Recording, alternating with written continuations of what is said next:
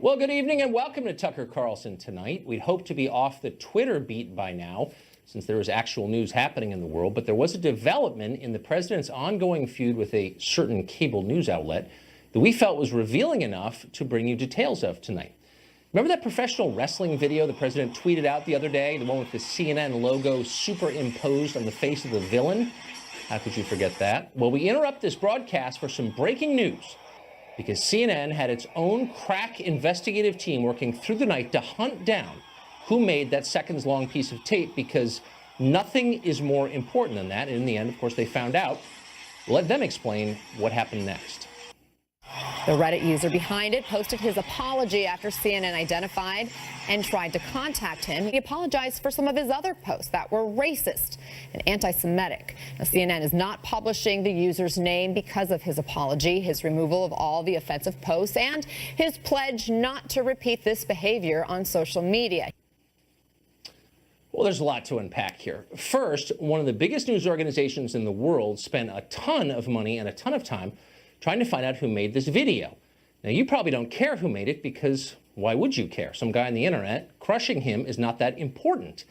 But CNN felt it was vital. Why did they feel that way? Because in politics, all dissent merits a response, even if it was a joke. Whatever it takes to beat your opponent, in this case Trump, is worth doing. So this is Oppo research posing as journalism.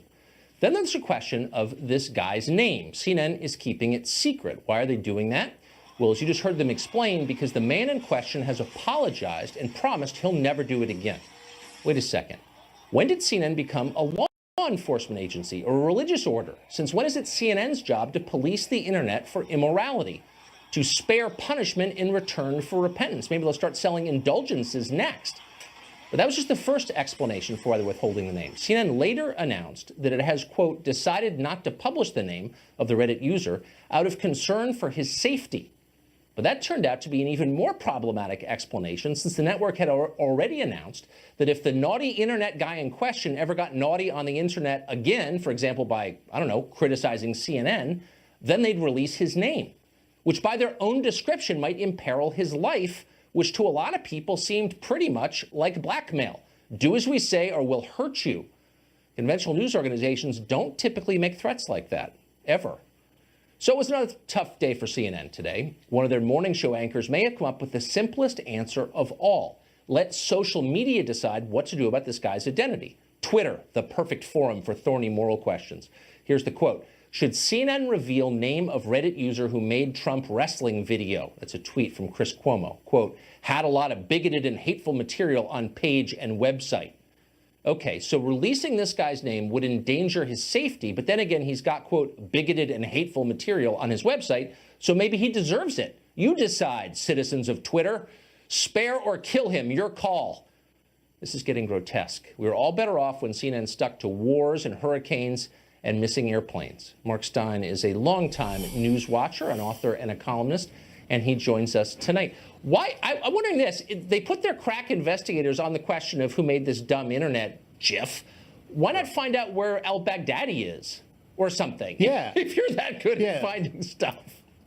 Right, that's what your investigative unit should be doing. This guy is entirely tangential to it. The way things work on the internet is somebody sends somebody a picture, and that person emails it to somebody else, and that person tweets it to somebody else, and 37,000 links later, it's become a thing, and nobody cares who created it or what other content he has created. Even if you accept that Chris Cuomo's definition of hate speech and bigoted and racist and anti-Semitic material ought to be the standard applied across the internet.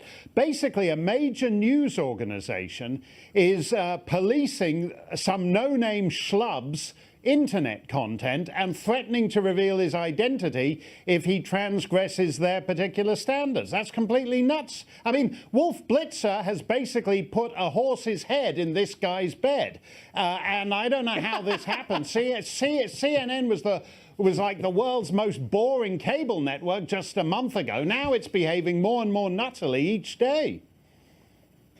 So that's too good. So, but I mean, they seem to have come up with this kind of remarkable standard. They said, look, we're not releasing the guy's name because it would be a threat to his safety, presumably his physical safety. Right. But we're going to release his name if he says something we don't like. Now, people are calling that blackmail. Right. I don't know if it's blackmail exactly, but it's pretty weird for a news organization to, in effect, threaten harm if someone doesn't do what they say. Well, the name is either newsworthy or it's not. But he got the message, they contacted him, and he immediately takes down all his internet posts. Now, I'm not a great believer in anonymity on the internet. I get tired of being called out by some twerp who has, you know, some butch name and an avatar from Game of Thrones, but he thinks that I'm not being manly enough on the internet. I'm not a particular fan of internet anonymity, but this guy got the message. He understands that CNN is watching him, so that if he were to make another anti-CNN GIF, another anti-CNN tweet, then they would release the fact that he's got a $500 lien on his home for unpaid property taxes, or his car was seen last Tuesday night parked outside Madame Fifi's bondage parlor. This is a ridiculous way for a news organization to behave, but the threat of people like Chris, and the idea, by the way, of Chris Cuomo and other CNN anchors saying, oh, we're so relieved. At last, you know, there were physical threats to our safety. And at last, we're all relieved because now we've got the goods on this guy and we can sleep at night and journalists are free to walk the streets once more. Get lost, you creeps. The 5th anniversary of the Danish cartoons, I appeared on stage with 5 other people. Of those 5 other people I was on stage with in Copenhagen for the 5th anniversary of the Danish Mohammed cartoons, one was shot at point-blank range. The other had his event shot up, and 2 people were killed. Another was forced out of public life entirely, and the 4th had her family's restaurant firebombed. Those are real threats against media figures that go on in Europe right now. The idea that reworking a joke that everyone knows is a joke is a threat to Chris Cuomo's safety is the most narcissistic, solipsistic act of navel-gazing by a profession that is already so self-obsessed, nobody who isn't in the media can stand the media. That's so nicely put. And the sense of humor is always the first thing to go. That's always the sign you've completely lost perspective. CNN has Ministry of Truth. Mark Stein, God bless you for coming on. Thank you. Thanks a lot, Tucker. Michael Malice is an expert on that country and a biographer of Kim Jong-il. George Friedman is the founder of Geopolitical Futures, and they both join us now.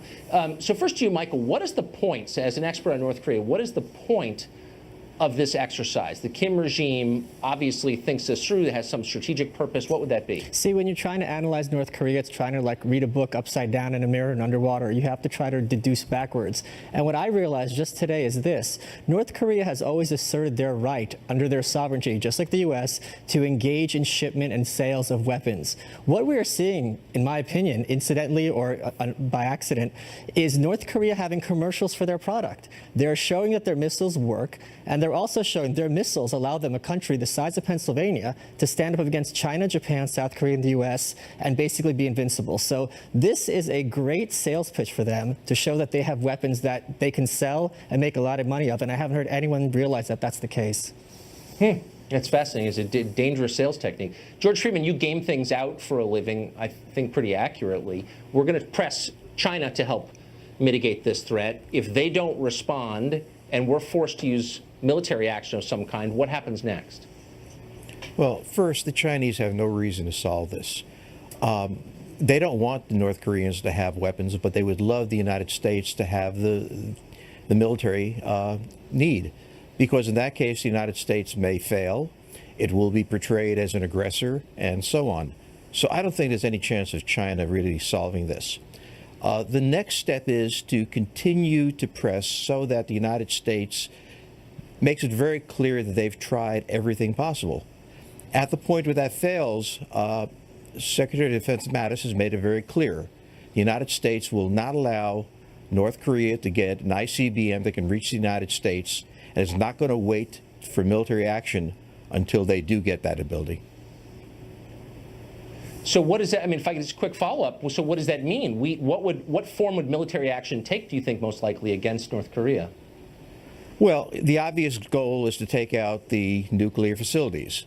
The problem is that the North Koreans have massive artillery aimed at our ally, South Korea, aimed at Seoul, a city of 25 million, designed to deter anybody from acting.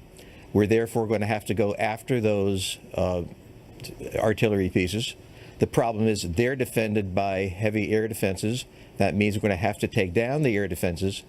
And that means that this is way more complicated than a surgical strike. And it's one of the reasons why the United States has tried to do everything possible not to have to go do this. Because if we do it, it is complicated, it is messy, and it's dangerous. Well, it sounds incredibly dangerous. Michael Malice, do you see another way out? I mean, we've already passed the point where we've tried everything. We tried to be nice with them. We had the sunshine policy with South Korea.